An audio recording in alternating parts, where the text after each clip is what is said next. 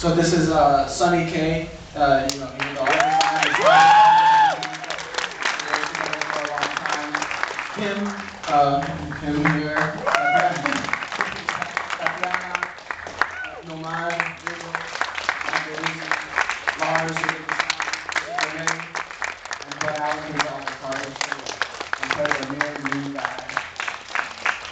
Thank you guys for coming here, for being here with us tonight. I wanted to take advantage of the short time we have for questions and answers, so why don't I just throw it to the audience. If you have a question for any of the group up here, just raise your hand and we'll call on you. Sound good? Yes, go ahead. I was just wondering if the original score would ever come out on its own, and a quick second question, what is your favorite David Lynch film at the moment? I don't know about the second part of it, but the first part, the music, yeah, will come with the film. Yeah, the music will come with the film. And when is the DVD coming out? At the end of the year. No, later? Okay, he knows. Next year.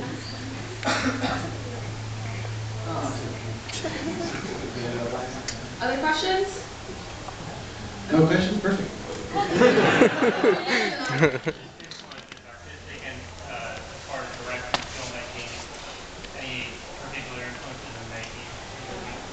Yeah, just El Paso, pretty much. You know, El Paso, my mother, the Great Pyramid there in Mexico, chamomile tea. I started eating eggs a couple years ago. That was a big influence. And, you know, just sort of all these sort of strange things. Of course, I love film and all the great filmmakers and all that stuff, but that, you know, that wasn't the main thing on my mind, because how could you ever live up to anything like that, you know? So really it was just, you know, my mother, my father, these strange people in this strange city with no identity or some sort of special identity, you know, that I grew up in. And more than anything, the city itself of El Paso, because it's the most important metaphor for the whole film and the search for identity, because anyone from El Paso will tell you that El Paso is not Texas, you know, and anyone from Juarez, Mexico will tell you that Juarez is not Mexico. And yet they're not, but they are, but they're something else, and it's a no man's land, and it's a very surreal. You know, during when we went to Rotterdam, this English guy was interviewing me, and he was saying, you know, that, yeah, I felt like you were making the character strange just to be strange, and creating these situations that would never happen in real life. And I just said, yeah, okay, you're right. You know, how can you explain to him that these are all, you know, real people and real sort of things that.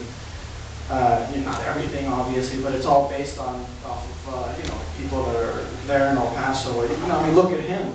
You know what I mean? I've known this guy for I don't know how long, and you know, just things that people say and just the attitude, it's really special. I couldn't explain it to you, and that's why, you know, like someone like Kim and Tatiana, who were in the film, you know, that they had I made them come out a couple weeks before and just be in El Paso. You know, we didn't even have the script yet. I just wanted them to be around people from El Paso and hear how we talk and they talk, blah blah blah, and get the feeling, because it's a really special place. And most people from there, this is a very long answer to the question. I'm sorry, it's just how I talk. Most people from there, you know, they sort of waiting to get out, and they go, you know, they go to LA or they go to Austin, and they talk really bad about El Paso. It's so boring. I just feel like their imagination and their vision is so limited. I think it's one of the most incredible places. I could live there for the rest of my you know, life, but you know, life has taken me to other places. I'll probably end up back there, and I just think it's even after having traveled the whole world, I think it's one of the most special and surreal and dark and beautiful places ever, you know. And so underneath that barren landscape, you know, and the weird smokestacks, is just a very magical and violent world that's happening, and I was trying to capture that. I could never capture it, of course, because it's something way beyond explanation.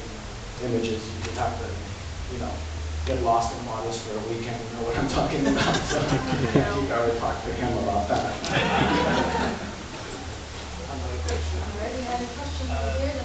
Yes, I love El Paso, and have you ever considered stand-up comedy?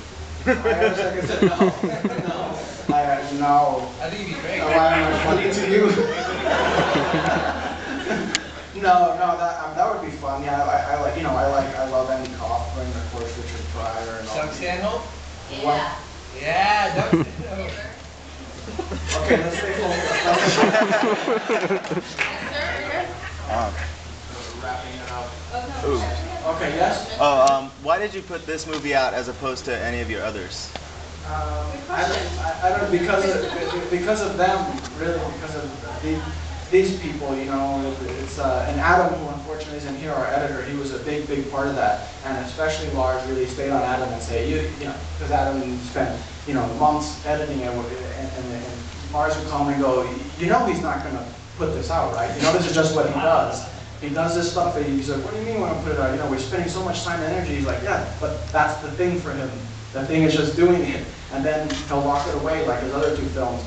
And Adam's response was, I'll be damned if that's going to happen on this damn film, And so that sort of, it wasn't my decision, it was them. For me, my experience about putting it out, it was just them coming and printing out a piece of paper and saying, okay, you got to sign this, okay? And then they go, okay, we put this package together, this is what we're sending off, all right, fine. And then next thing I know, oh, we've been accepted into Tribeca, you have to go there, you have to go to Europe, you have to go here, you have to answer these questions and talk about why. So, that was my experience about the second life of the movie, once you cut the umbilical cord and then somebody looks at it.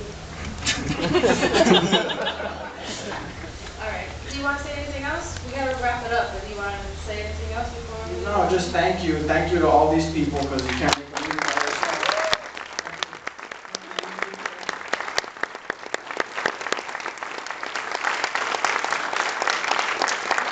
That's what I mean, they did it for no money, 17 hours a day, sleeping on the floor.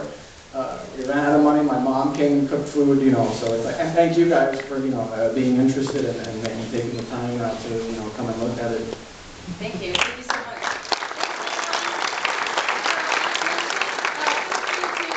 Lobby and hang out. We have drinks and we have the food truck outside. If you guys are hungry, stick around. Thanks. Woo! Thank you.